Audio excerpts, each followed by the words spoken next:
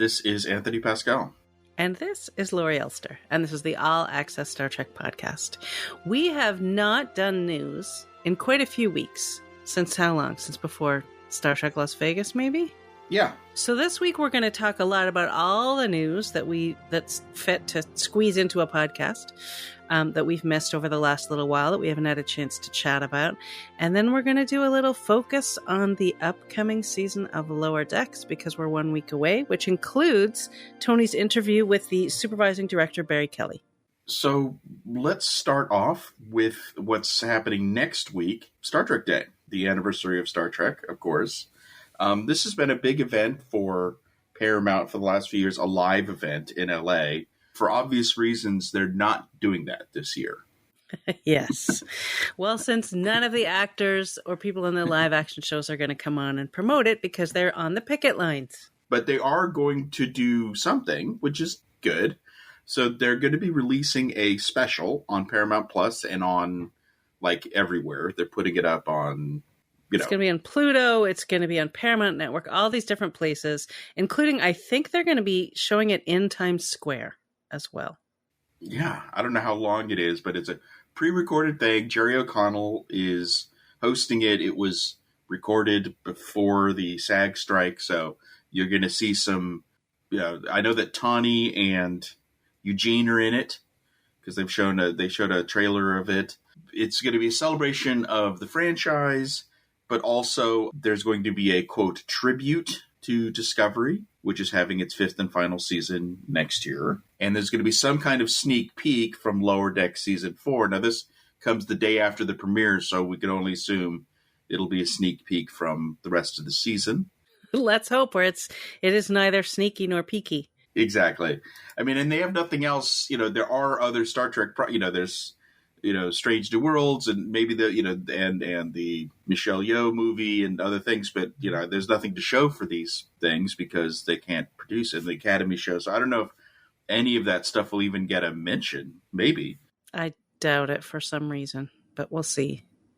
So, and they're also celebrating the 50th anniversary of the animated series, which is funny to think about. That was your first Star Trek, wasn't it?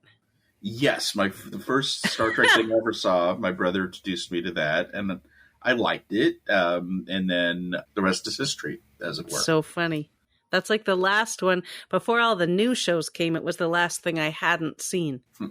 And they're also doing special screenings of Lower Decks in 11 cities, not your city and not my city.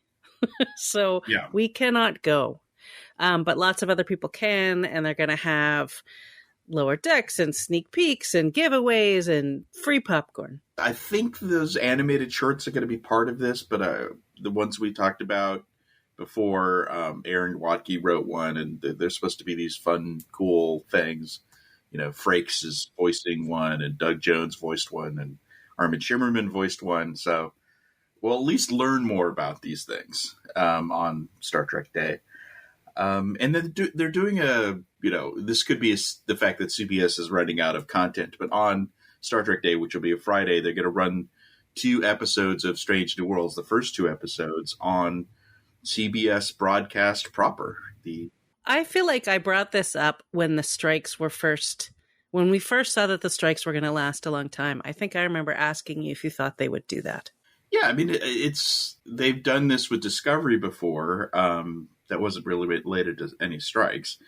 No, the tricky thing with Discovery was they did it with those first 2 episodes that didn't give anybody a sense of what the show was going to be like because they were so different from Discovery. Like those, Well, I think they actually ran the first season as summer programming in, like a year after it aired. Oh. But yeah, the first episode did run on CBS for sure on the first night. But so, I mean, this is, it's a fun thing that they're doing this. I'm sure they'll be hyping Lower Decks. It's a wider audience. It's smart because I think if you watch those first 2 episodes, you do get a sense of what Strange New Worlds is. Oh yeah, for sure. Yeah. So that's why I think it'll work. And I think it probably has a, broader appeal in certain ways just for people who are, it looks more like the Star Trek that they associate with Star Trek. So that's Star Trek Day 2023. A little pared down, but obviously they planned ahead around the strikes. They shot the special knowing the strikes were coming. I'm glad they're doing something. I'm going to miss the party in LA that they have been doing for the last few years. That's been a lot of fun to both attend and cover. But, for good and obvious reasons, that's not happening this year. Well, there is something else happening on Star Trek Day, which is it's counter-programming in a way. So we have basically it's Michelle Hurd, Jonathan Del Arco, John Billingsley, and then an actress who hasn't been on Star Trek but has done a lot of stuff, Natalia Castellanos. And they have organized a Star Trek picket for that day.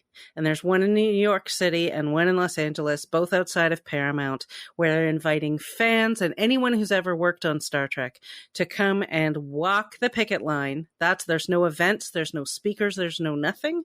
It is simply picketing, but they want everyone to come and do it together to sort of show that this is what makes the franchise what it is, which is all the people who do the work. And they feel that the spirit of Star Trek is the opposite of what's going on right now with the studios.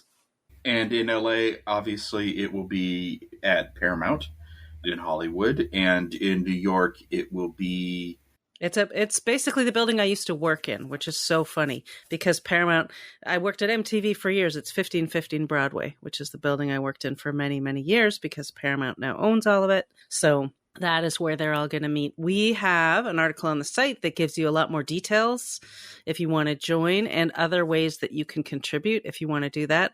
And we interviewed 3 of those. We didn't get Michelle Hurd, but we got the other 3, and we will be releasing that as a supplemental podcast in the coming days. So, interesting counter-programming. I expect in Hollywood especially to see a lot of, they want actors, writers, crew people, everyone. Yeah, they said anyone who ever worked on Star Trek in any capacity. And fans. So this is going to be, there was a WGA organized when they were the only ones on strike, Star Trek theme day very early on in May, which I think we covered. We did. I suspect this will be bigger because you got 2 unions now and it's a little more organized. So I'm curious. I'm looking forward to it. I think a lot of fans are going to show up. I mean, the point is the reason they wanted to invite fans is because of how powerful the fandom is. I mean, in the interview, which you'll hear eventually, they talked about like Bijo Trimble saving Star Trek, like doing a letter writing campaign. And so the fans have always been very vocal and they felt like they should be inviting the fans in to participate in this. Yeah, I mean, there's a lot of frustration now in Hollywood. There doesn't seem to be movement, and the producers did put forward a proposal which showed some forward movement, but then they kind of did some jerky things by releasing it to the public, and which looked like they're trying to create division amongst the writers. And it's having the opposite effect because what is happening is that all the writers are like, yeah, no, we're united. We're doing fine. Well, yes and no. I mean, I'm hearing that there are people who want this thing to wrap up. And no, everybody wants it to wrap up. Nobody wants to stay on strike. Yeah, I mean, some of the writers are acknowledging that, the aim, that they did make some movement forward, and some of the things that the union are asking for, some people are saying may not be realistic. So, I mean, I think that they're in the zone. But I don't see them wrapping up the strike. But is before October, especially both strikes. But it's really hurting. I know people in LA. This is a big town, but it's also a company town, and people who just work on lower level jobs and production jobs. This is really hurting them badly. Yeah. No, it affects so many people beyond the people in those unions. It's huge because they're not filming anything. People are leaving LA. They can't afford to live here. And there's been some efforts to these funds, especially, for below the line workers and all that, but it's not enough. So. Right. I mean, I'm sure you've seen the news stories, but actors who make a ton of that tiny percentage of actors who make a huge amount of money have been donating massive amounts of money to those funds. Which I think is great. So on some of the business side. We put up an article earlier in the month that's if you want to get into the weeds of what's happening at Paramount, because the other thing going on is this kind of corporate, streaming wars, belt tightening, and the latest results from Paramount, the CEO and the CFO talked about this was always going to be their year of what they call peak spending. So they are cutting back on spending, cutting back on shows. We've seen that with Star Trek. So, but the good news is they're like, we're going to focus on franchises and key user groups. They use this phrase called super serving key audiences. And they didn't mention Star Trek, but I think the Star Trek fans and the Taylor Sheridan fans are kind of their big two buckets. So I feel like this is good news. But the interesting thing is they talked about how they're now looking more at the data. And I think, with the strikes going, I think they're going to take a real deep look at all of that user data and, who signs up and what's the churn rate on Star Trek fans and what's the churn rate on those Taylor Sheridan fans and how do we make sure that they don't leave after a show comes on and that kind of stuff. So yeah. I certainly believe that the Section 31 movie and season 3 of Strange New Worlds are just going to start as soon as they strikes end. And Fish talked about that last week. But I think everything else is up in the air. I'm not saying I know anything, but I think... Yeah. I mean, I have no inside information at all, but I certainly tend to agree with you that everything else is up in the air. I mean, especially I would say the Academy show. And maybe, the Legacy show. I think Lower Decks hasn't, will probably, we know that they have a 5th season. Wouldn't be surprised if they get a 6th. Now let's talk a little bit about Prodigy. I still don't think, I don't see Prodigy going back to Paramount Plus because, they took the write-off. You can't unring that bell. So, maybe they can. I still think it was weird that they did it, but they did it with a bunch of other shows. But we've had a lot of Prodigy news in the last few weeks. Yeah. Well, we got a clip at Star Trek Las Vegas, which I think Matt and I talked about a little bit when we did our recap, because we found out that Robert Picardo is joining the show. When they released that, I was like, wow, they are really, I guess because they're like, what do we got to lose? But that showed a lot. Like, I'm surprised that, Picardo, the Voyager A, you got the sense of the 2 storylines for the season, which is the Solum storyline will be separate from the kind of kids ship storyline. And they're going to be in possibly 2 different time frames, I think. And you got a connection to the Romulan refugee crisis. I think that got a shout out. So, they really crammed a lot of shit into one clip. And, it looked great. Yeah, no, everything looks great. And they definitely conveyed a lot of confidence that this show is going to be seen. Yeah, that was at the panel itself. Yeah, the Hagemans, they are genuinely optimistic. They just believe this thing's happening. I'm sure the show's going to show up somewhere. We just don't know where. Right. There are active talks. It's not just optimism. Yeah. There are talks going on. And so they're very, they must be feeling good. They'd have to be feeling very good about it even to say they were feeling. I don't think they would say anything if they felt that, it could go either way. Yeah, Prodigy has not been memory hold. It's not like one of those old Soviet things where they erase people from the photos, right? Yes, it isn't included in the official Paramount Plus home of Star Trek promos because it's not on Paramount Plus. But if you look at the Star Trek Day animation celebration poster, Murph is on there. Right. If you look at that clip, it is on StarTrek.com. So, Prodigy is a Star Trek show. When it shows, it will be, it's still part of the franchise. It's just not on Paramount Plus. That is going to be so if someone else does buy it and then they air it, it is going to create some awkwardness in terms of promotions, in terms of products, in terms of all kinds of things. I think it's going to get a little weird to have Paramount talking about Star Trek, but they don't talk about that. It is going to get odd. Although it will be what was the case in Europe when Amazon had one show and Netflix had another show. So, it'll be manageable, I believe. But it'll be complicated for us, dealing with different PR people and stuff like that. But We can handle that. Aaron Waltke was on that panel. He's Mr. Hint, hint, wink, wink, but he has essentially talked about how now that they're kind of part of Starfleet, the show is going to be more connected to Star Trek, and you'll be seeing connections to other modern Star Trek shows. Right. Including Lower Decks, including Picard, including whatever's going on. Yeah. So that'll be interesting. And we're going to talk a little bit more about this because I also did an interview with him later. Kind of a thing that's important is, yes, it's not on Paramount Plus, but the show isn't canceled in the normal sense of the word. They're still making it. Right, but they're not just making season 2 and calling it a day. From their point of view, they are shopping the show to other networks who will buy seasons 1 and 2 and have an option to buy season 3. Right. And the Hagemans are, they're optimistic about season 3 too. And they want to do a movie, so that which was always their plan. And what's changed is where the show's going to be. Now, there's no guarantee that, say, Netflix, if they buy the show, will want to buy another season. But there's no reason why they couldn't, is kind of an important thing. So it was removed but not canceled. It's like a, Well, we're in a new land now in terms of all of these things anyway, and the way the industry works. So yes, it has not been canceled, even though you can't watch it on any streaming networks right now.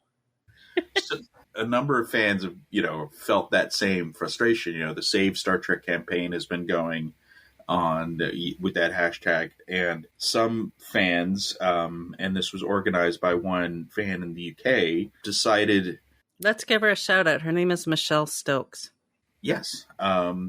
She's a mom, and she loves Prodigy and sharing it with her daughter. And something that's worked with some other campaigns before, like Timeless and The Expanse, is doing aerial banners or, skywriting, that kind of thing, as part of a campaign to save a show.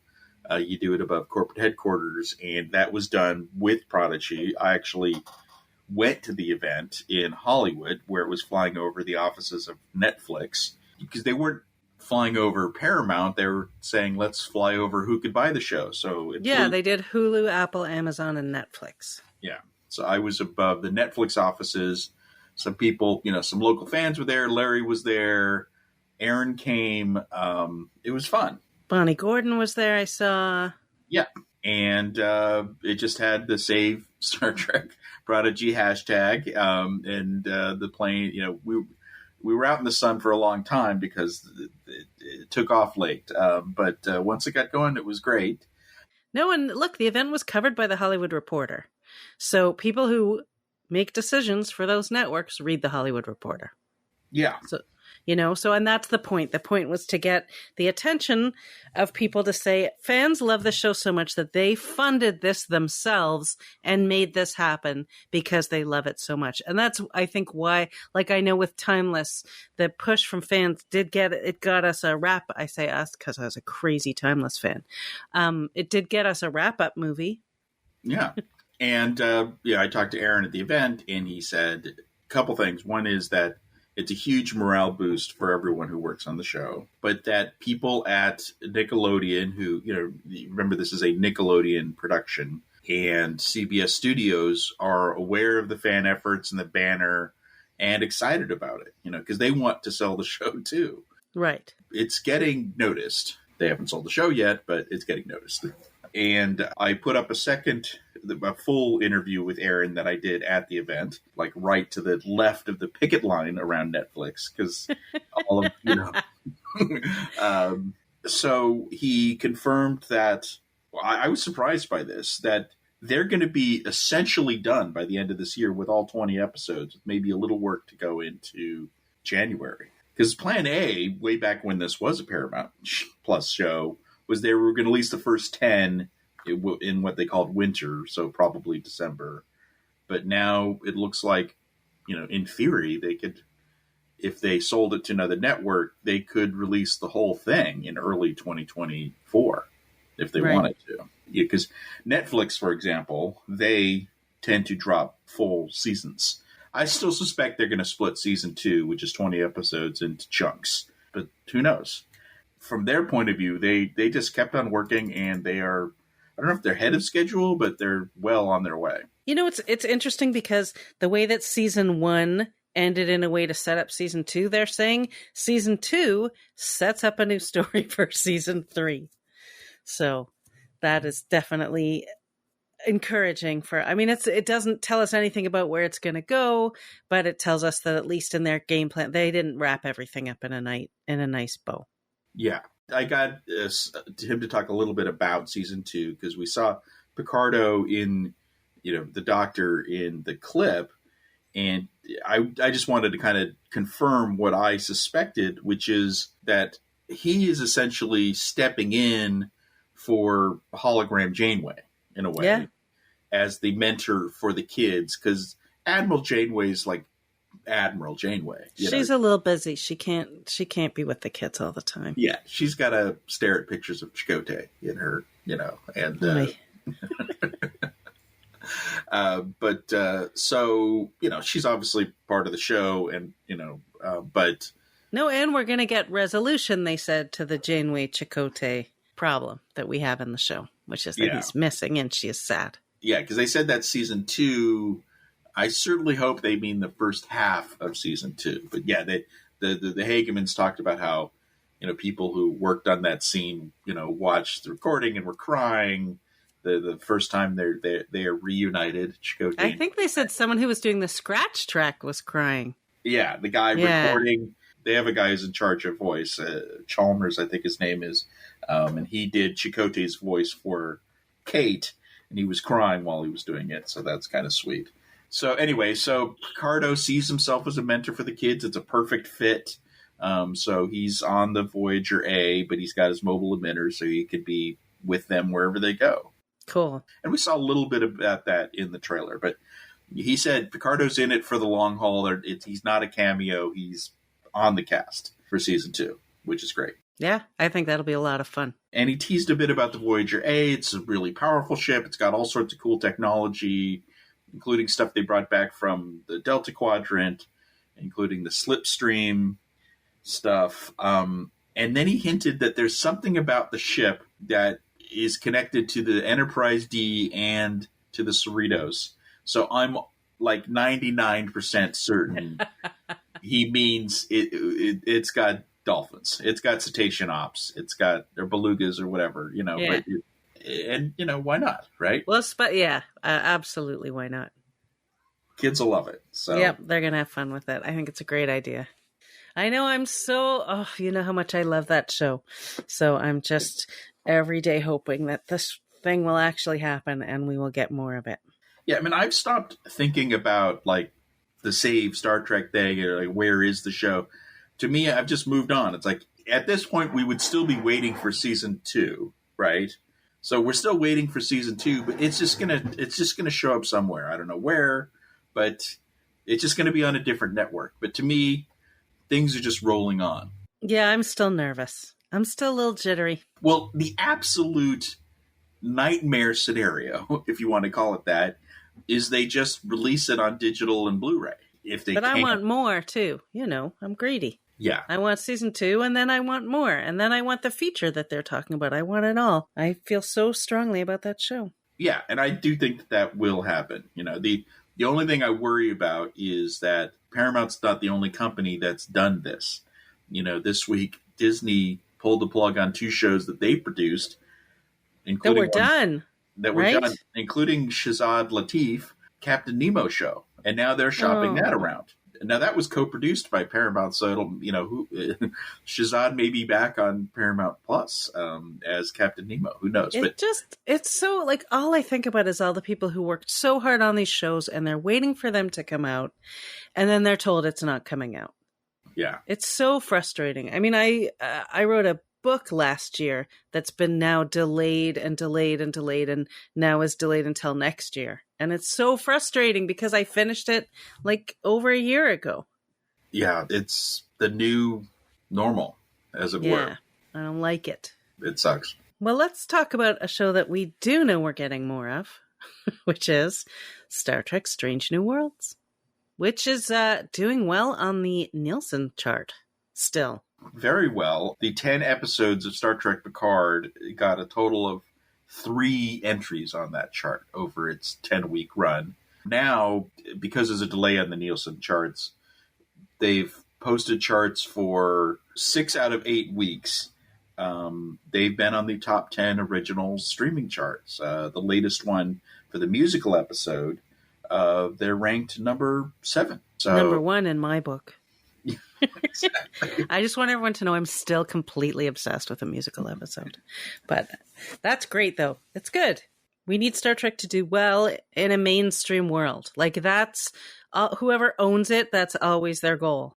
Now, there's no news. In fact, the biggest news out there now for this show is, the interview we did last week with Chris Fisher, which got picked up by a lot of outlets. How he said basically they're ready to start shooting as soon as the strikes are over. But there's some other interviews from the media and ourselves that we haven't covered on the pod that's just worth checking out. There was a bunch of stuff after the season wrapped up with Akiva and Henry just talking a little bit about season 3 and the Gorn and Scotty. So that, they confirmed we're going to see more Scotty, which is, kind of obvious. And there's going to be more genre hopping. And there's definitely going to be more Gorn. Akiva's, his whole thing on the Gorn is they're monsters. That's what they are. And, so I just think for you, just pretend they're called something else. But they are the recurring thing for this show. For right. Sure. And I mean, even separate from canon issues and all of that. I'll just say it once because I'm sure I've said it before, but monsters to me are not, I don't go to monster movies. I don't find them that interesting.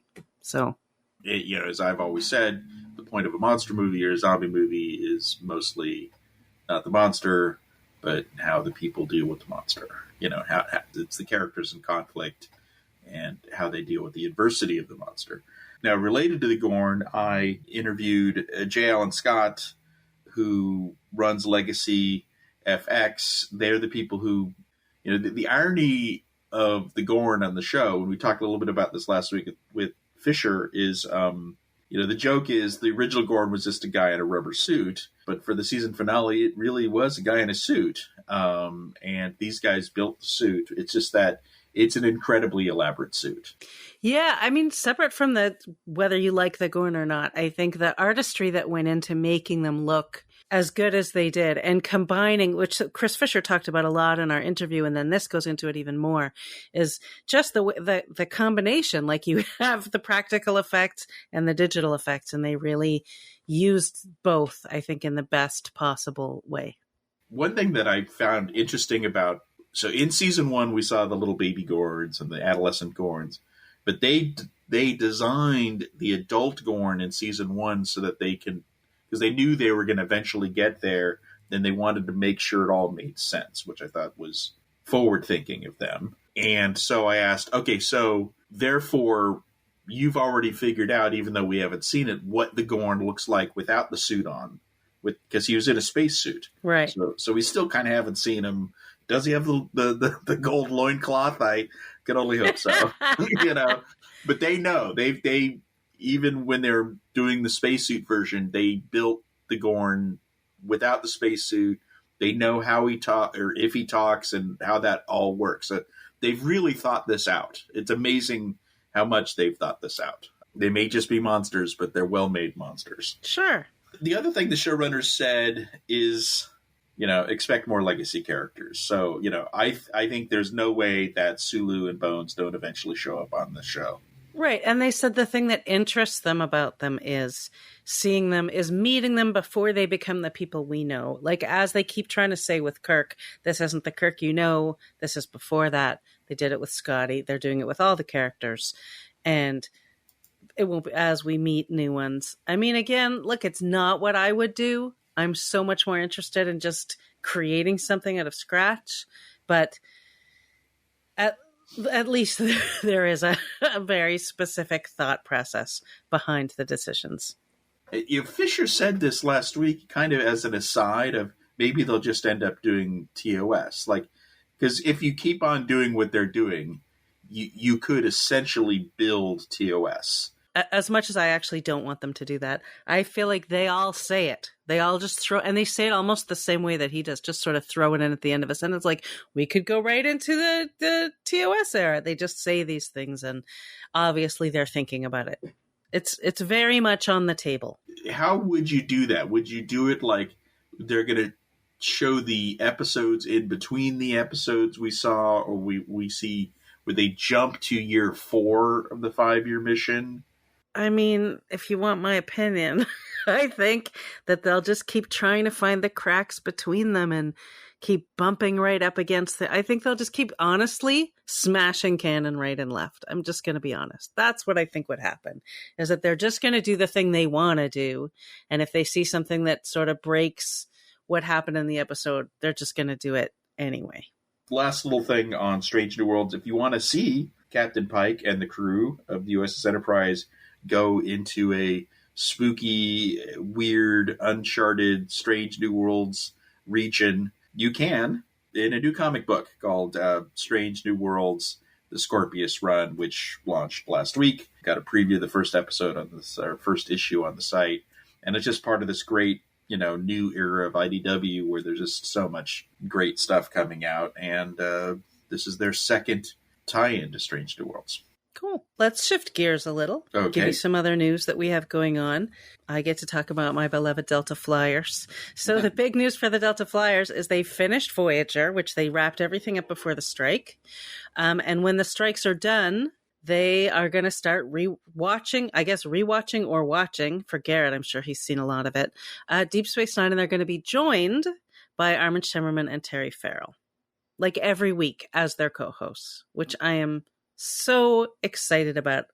I have to say, watching one Voyager a week through the whole series has been a lot of fun. I just do the one they're doing, and so I'm going to get to do it with Deep Space Nine, which is great. And with these two people, I'm just hopefully because a 4-person dynamic gets a little complicated. So will it always be 4 of them? I believe it will always be 4 of them. Yeah. It'll be fun. Look, they go long. Their podcast is not short. I pay for all the extra stuff, and I'm very happy with what I get. So I say, bring it. I look forward to it because I'm thinking then they bring in a guest, like say a writer or something, and then you got 5 people talking about it. So right, it's going to get, but I'm sure it'll be great. Yep. It'll be fun. And they've lined up a whole bunch of interviews in the meantime where they're not going to be talking about Star Trek. They're going to talk about other stuff, but they have interesting people, Roxanne Dawson, Tim Russ, Ethan Phillips, and Martha Hackett. All those people have talked to them before and are really interesting and fun. So I'm sure they'll get more people as well. And Terry's actually doing another project. She's signed up with the Inglorious Trexperts, our friend Mark Altman and Darren and those guys, and they crowdfunded this documentary called To Boldly Go, and it's going to be like a road movie comedy adventure where they're going to visit all the iconic Star Trek locations. Vasquez Rocks is the obvious, but there's tons of them. I guess they got to rent an RV or something, and it'll be Terry and the guys. And they met their fundraising goal. This was announced at Comic-Con, actually. So I'm looking forward to that. Yeah, and there'll be more stars and guest stars jumping in, but I think Terry's supposed to be part of the whole thing. So. I think she is, but I think they also mentioned like Lawrence Luckenbill is going to be involved somehow. So it's going to be, I think it'll be fun. Yeah. So we want to get to Lower Decks. So there's just, there's a few more things on the site, and they'll be in the show notes of, but there's been a few products release, and Garrett Wong's back as Captain Kim and Star Trek Online and all sorts of stuff. Yep. There's figures and games and comic previews, all kinds of cool stuff. But let's talk about Lower Decks because we are less than a week away. That's right. Season 4 will debut on the 7th. They're going to do 2 episodes on the same day.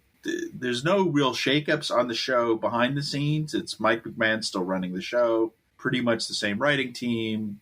The cast is all back. The main new thing from a character point of view is T'Lyn is now a character on the show. Yay! And if you don't remember, she was from that episode Wage Dude. She was kind of the ornery Vulcan because she was slightly less stern than the rest of the Vulcans, and so Right. they kicked her out of the Vulcan ship, and now she's assigned to the Cerritos. The other big thing for the season is the crew's getting promotions. Yeah. Like other seasons, they're going to do some iconic stuff. So the USS Voyager, they're going to visit Orion, they're going to visit Ferenginar.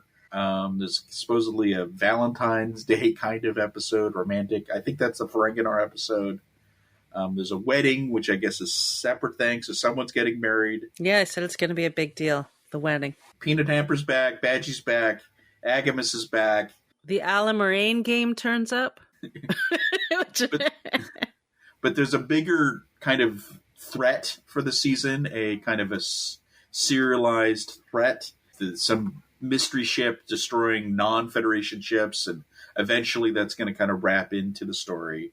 So let's roll in my interview with Barry Kelly, the supervising director, and we're going to talk about some of these changes, and you could hear it from the horse's mouth, as it were.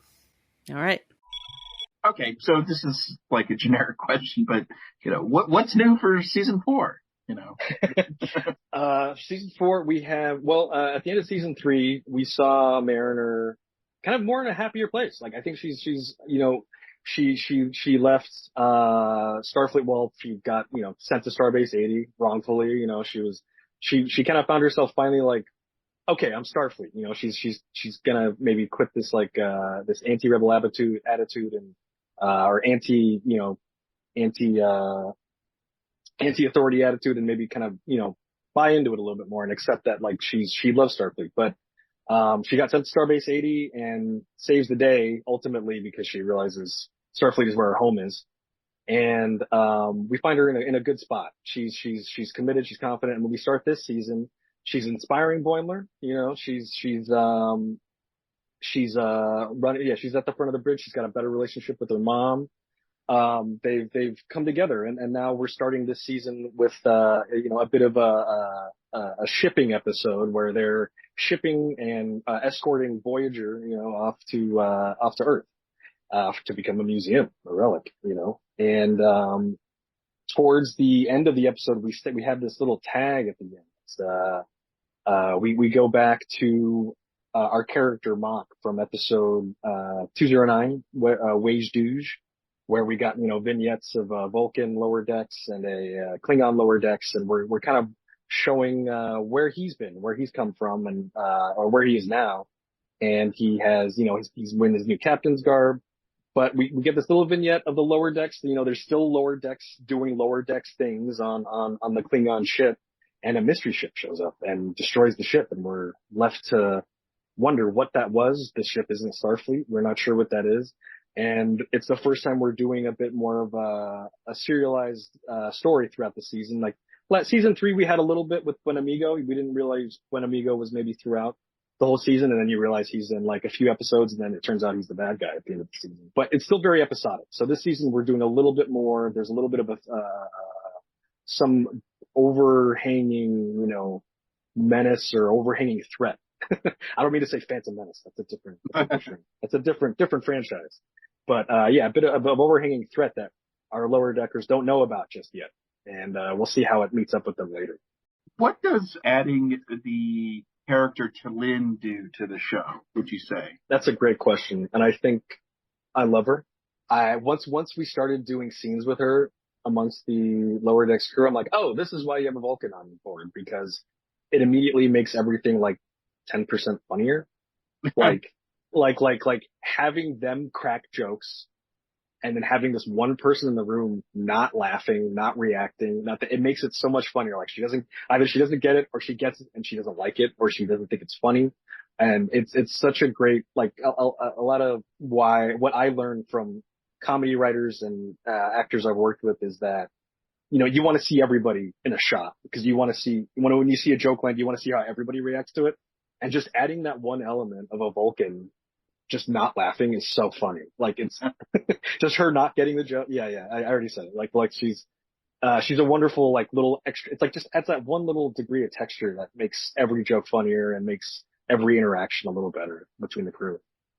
something that, you guys established in season 1, but has carried on through the show, and I'm curious if you're sticking with it, is that you and the artists, but, you as director or, supervising director, are leaving the comedy to the writers and the actors. And you're shooting the show like an episode of Next Generation almost, using the same lighting, style, blocking, that kind of stuff, so my question is, are you sticking with that? And like, is that hard for animation artists, especially some coming from comedy shows, because they kind of want to yuck it up, as it were, with the animation, and is it a struggle to keep you guys playing it straight while they're doing the funny? Yeah, it's unfortunately it's not always the case, but it's a show that, credit to Mike and the writers, that everybody who works on it loves it, and it's in a lot of shows, especially like season 1 shows, wherever, like, you'll be in a room full of animators and the dailies, like, we have this meeting that's dailies, and it's like, we're watching whatever's up for review. If you're done with the scene, you submit it, and we all watch it together, and I'll note it, or our animation directors will note it up. And usually, some people laugh, some people don't. It's just a job. And on lower decks, like, everybody's laughing every shot, like every time they're seeing it, and they inspire each other. They try to outdo each other. They want to, if they see someone else do something funny, they want to kind of outdo them. But it is like hearing Jack and Tawny's voice just inspires so much, and like it's a thrill to get their audio, in our edits, so that we can mine what they're saying, because sometimes what they're saying off mic is even funnier, and then we'll cut that in, and the animators can run away with it. But another addition to Lynn being there is, like, sometimes we've had to, like, a constant note onto Lynn is like, do less. She's moving too much. She shouldn't even move like this. Like, it's trying to make her look stiff so that all those jokes play more. It just plays funnier the less she does. It'll play a lot better. But yeah, like we were saying, like how we shoot it like a Star Trek show. We stick with it. The script is already so funny. Like, we get to add a lot of more visual gags than the script entails. Because again, a credit to Mike and the writers is that the descriptions in the script are just general enough that we can run with it, and it's vague enough. Like, there's always, like, an example from film school I had was, like, a line in Ghostbusters is like, Egon, Peter, and Ray, they trap Slimer in a ballroom in a ghost trap, and it's like, that's kind of all that's written. It's like, but that sequence in the movie is like 10 minutes, like, it's like, so a lot of, they're really good at just writing just enough specifics for us to take a scene and just kind of build it out, in a more, give it more context, more action. We can really spice it up without having to, like, take too much direction. They don't have to give us much direction through the script. It's generally, like, just kind of like we just need to know, like, the attitudes and emotions and stakes of the characters, which is pretty much the most important thing to Mike. And we get to run with it. We can just, we know who the characters are. We're, a well-oiled machine at this point. So all phases and all crews are, all points of production are firing pretty well. You mentioned you visited Voyager last season. You visited DS9. Those are painstakingly recreated, but you're also creating new canon, which I assume is a more challenging thing. Like, this season, you guys are visiting Orion, which is going to be like the first visit to Orion in Star Trek, strangely enough. That's crazy, right? That's crazy. How could we not have gone to Orion before? So what do you do when you're given that, like, oh, now it's your job to decide what Orion looks like, and how do you even start with that blank page? Heavy is the burden for making a world that has seemed to existed for 40 years or 40 or 50 years of Star Trek canon that we've never seen before.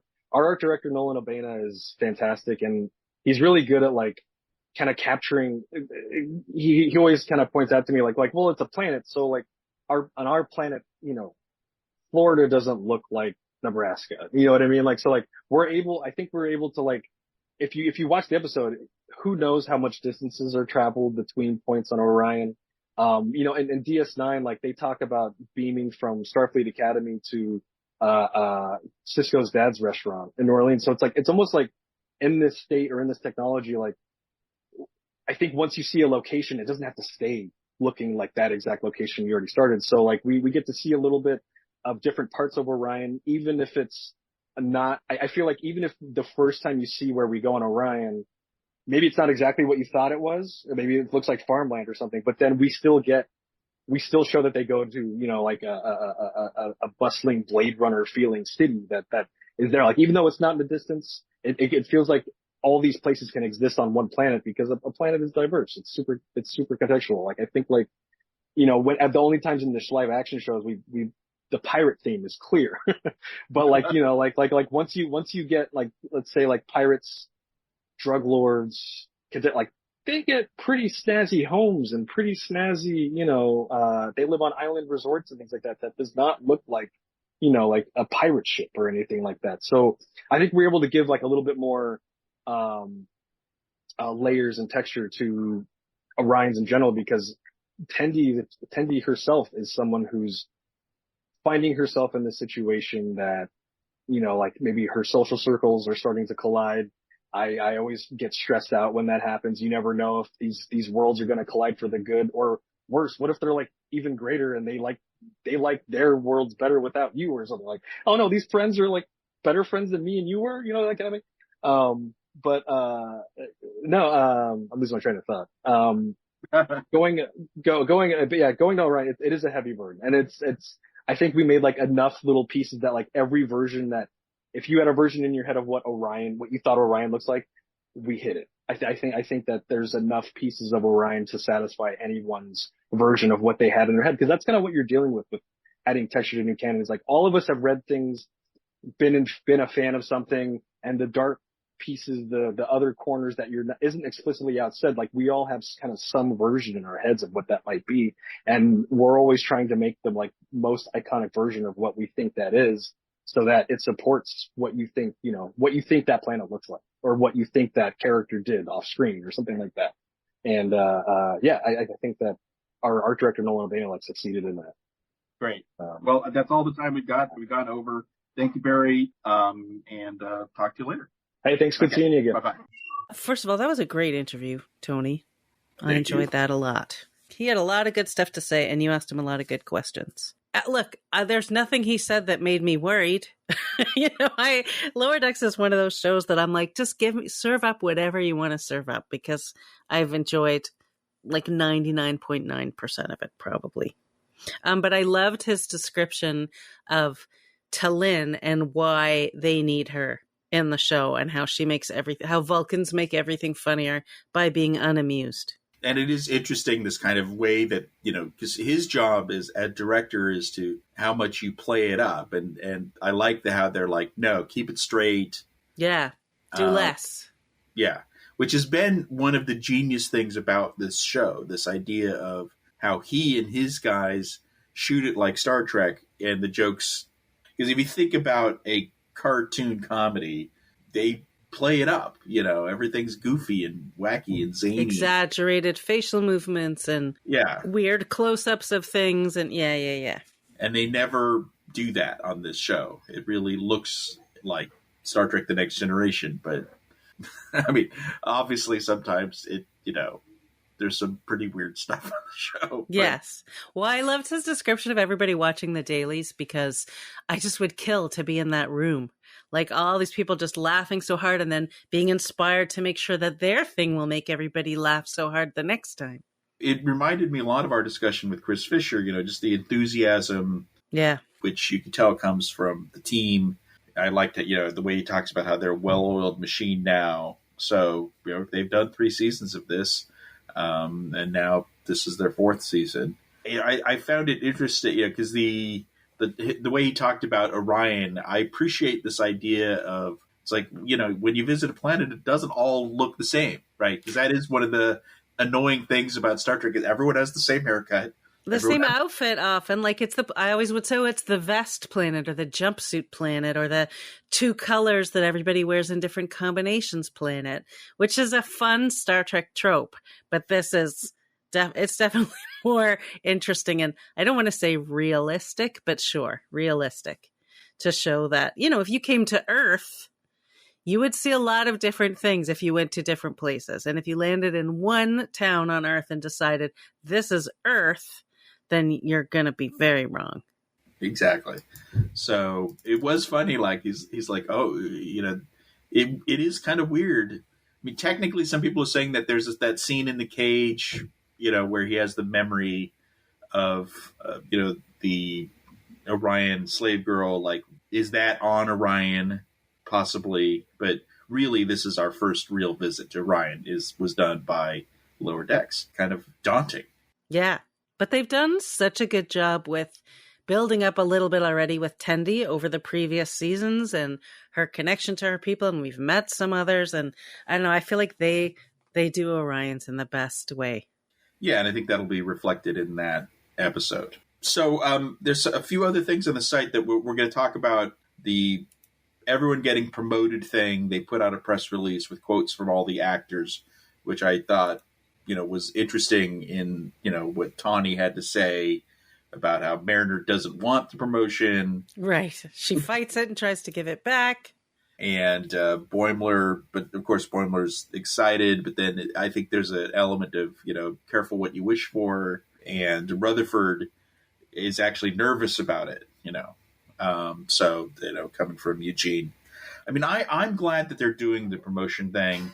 I think you had a different point of view. I've always felt that this show has to be like The Next Generation. They can't treat the show like The Simpsons, where they're constantly resetting. And they've been on this ship. It is slightly serialized. It's time for them. It would just be weird for them, because they've saved the universe. They've saved, they've done good things. They deserve promotions, all of them. Well, so did Harry Kim. Yeah, well. Look, it's like if they wanted to do like a Simpsons kind of thing and just keep them as they are, I would be fine with that. But I don't have any objection to the change. Again, they've established such trust with me that I feel like whatever they do is going to work. And if they want to elevate it, take it to, or whatever, escalate it, take it to a new place, that's fine. And how they all react to their promotions should be really interesting. I will miss their quarter. I will miss where they live. If they end up moving into nice quarters, because I love like towel guy always in the background, and whatever's going on there is always so funny, and that they're always together. Part of the reason they're hanging out together is because their bunks are close to each other. Well, maybe T'Lyn has to stay in the bunks. So they'll go visit her. And, right, whether she likes it or not. She may have some thoughts on Tal Guy. There's also Ian, one of our contributors wrote an early review based on, because we've been given the first 8 episodes, like the rest of the media. Laurie and I have controlled ourselves. I've watched the first 2. I've only watched the first 1 because I forgot they were showing 2 the first day. So I'm going to watch the second one, maybe tonight or tomorrow. But Ian's review, it talks about, it's not spoilery, but that they don't, just because they're promoted, there's new challenges, and they're not exactly high-ranking officers. They're still underdogs. They're still Lower Decks. Yeah. And they handle it well to kind of keep that vibe going, and it creates new comedic opportunities. So I'm glad they're doing that for sure. And yeah, I mean, I'm with you in that there's almost nothing to say about this show. It's like, oh, more Lower Decks? Fine. I'm ready. Yeah, bring it. Yeah, exactly. But I am also glad that they are changing things. I mean, there are some kind of big changes for season 4. The promotions, the T'Lyn, the more serialized story. So I don't really want a more serialized story, but I feel like they will probably be smart. Like, it's not going to be, I think they'll weave it in so slowly that it'll be bits from one episode to the other, and then we'll build, is my guess of how they're going to handle it. Yeah, well, I think it will be happening in the background, so It's not happening to our characters as much. Yeah. But you'll hear about it, there'll be a report about the ship or whatever, eventually we'll get there, probably for the season finale, Yeah, but, which that pacing works nicely for me. Yeah. I just love all the I love that each episode kind of has a distinct flavor. I enjoy that a lot. Yeah, and I think they'll still do that. Yep. And, the other thing from Ian's review is they're not leaning big into legacy characters this year, which I think is good. The visit to Ferenginar will include... Oh, Ron and Lita are in it, right? Yeah. So, right. So he's still Grand Nagus and she's still his wife. And they got Max Grodinchik and Chase Masterson. So who knows what they've done to Ferenginar? Are all the women wearing all the women are wearing clothes now? I guess that'll be interesting. But it doesn't sound like they are really, making a big deal out of getting legacy cameos, which was a big thing. And the jokes are continuing to evolve away from the over the top sight gags to more character based comedy. That's exactly what I want. They've developed these characters. They can now use them for the laughs.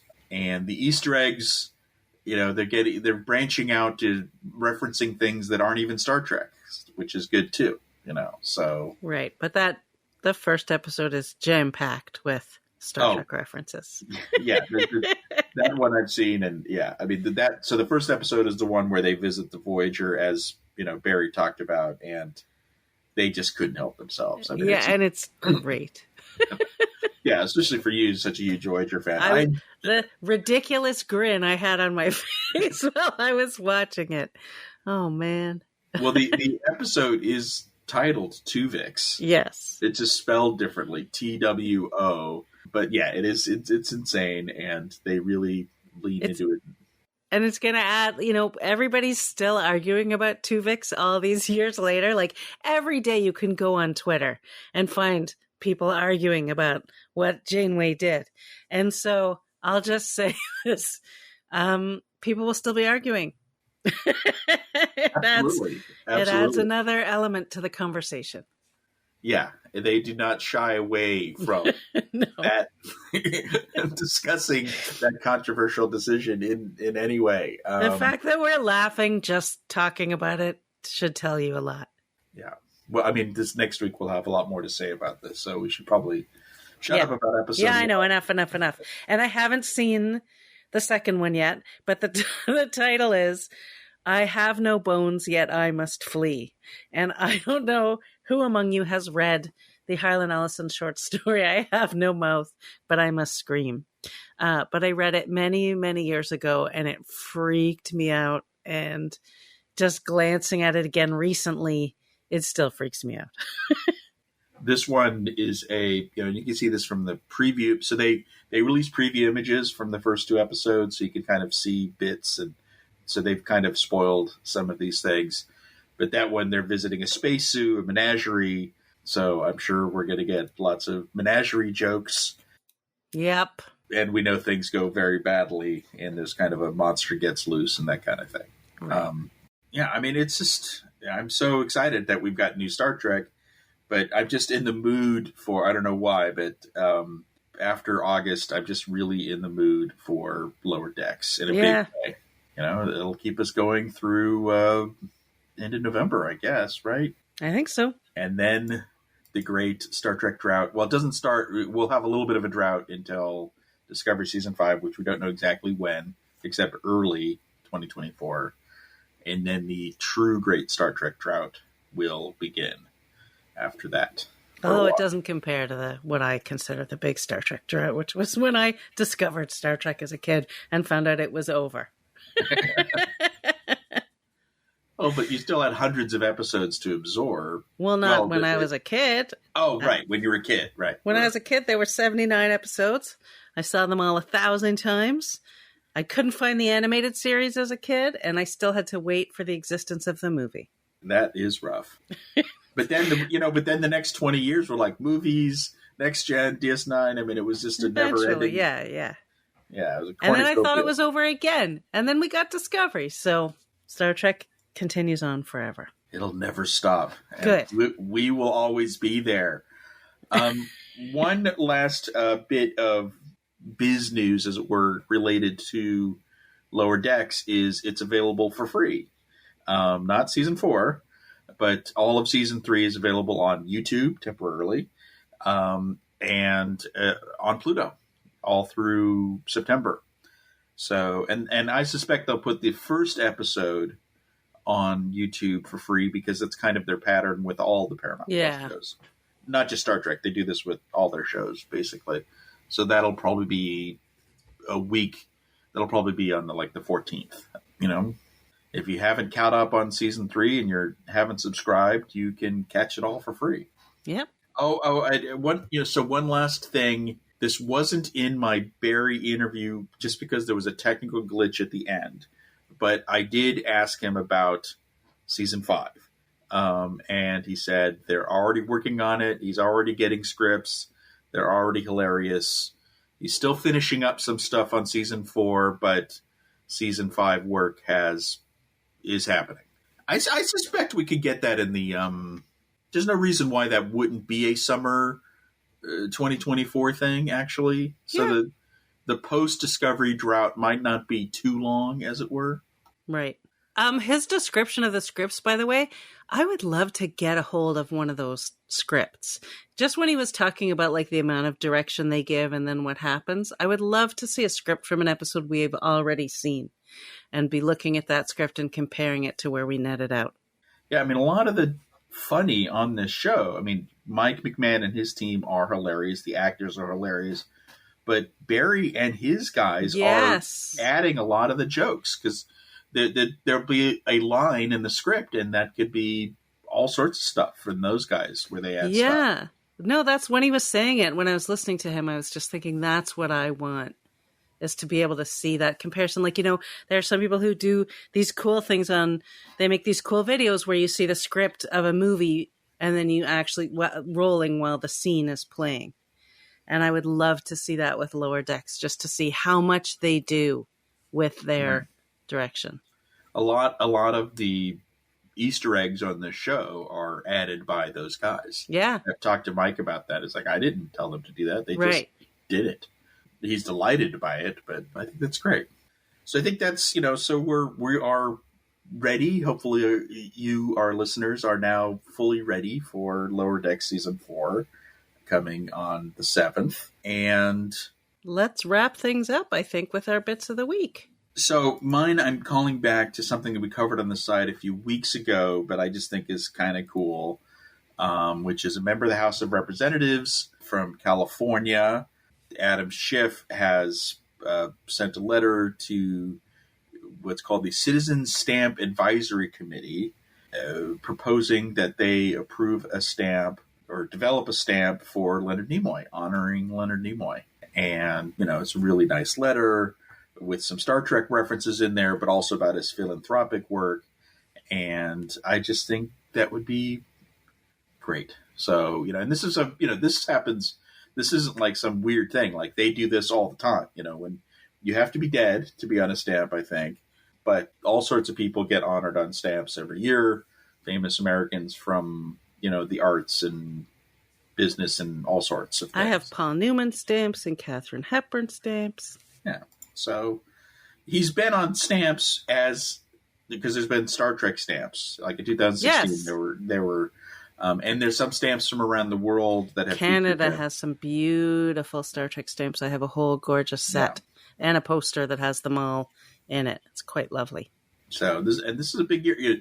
There's a theater in LA in Westwood that has been renamed the Nimoy Theater. Based on a generous donation from his wife. It's going to be an arts and entertainment center for UCLA, and that's opening up this fall. So cool. you drive into Westwood, you just see this huge sign that says Nimoy. Yes. So it's so cool. So that's my bit of the week. What you got? Mine is kind of funny. So the deal is, I was talking with some people on Twitter about Jewish characters on Star Trek.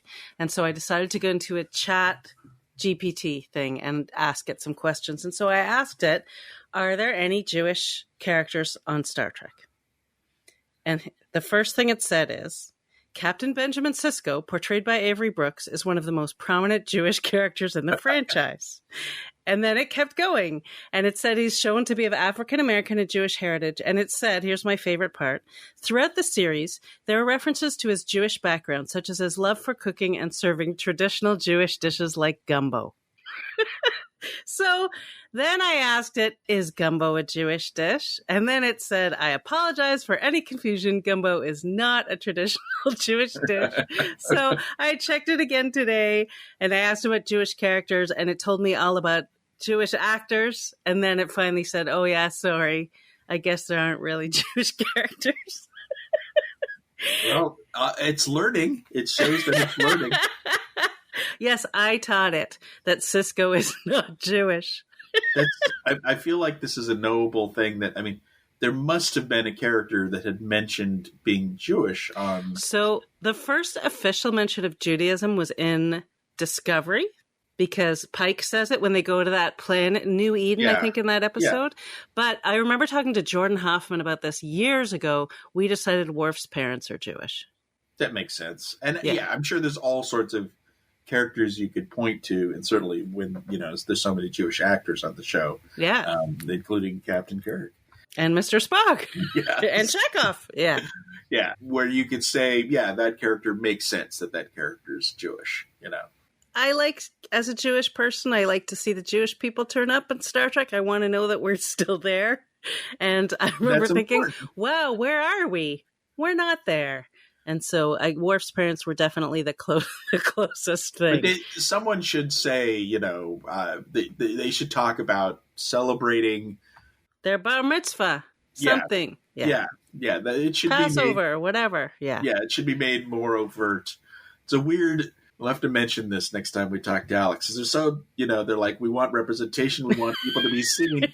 And it seems almost odd, like, you know, you've missed kind of an important group out there. Yes. We'll have to get that added to the canon, as it were. Yes. Because it would be a mitzvah, right? Yes, it would. Look at you go. So that's it for All Access Star Trek for our first episode of September. We'll see you next week.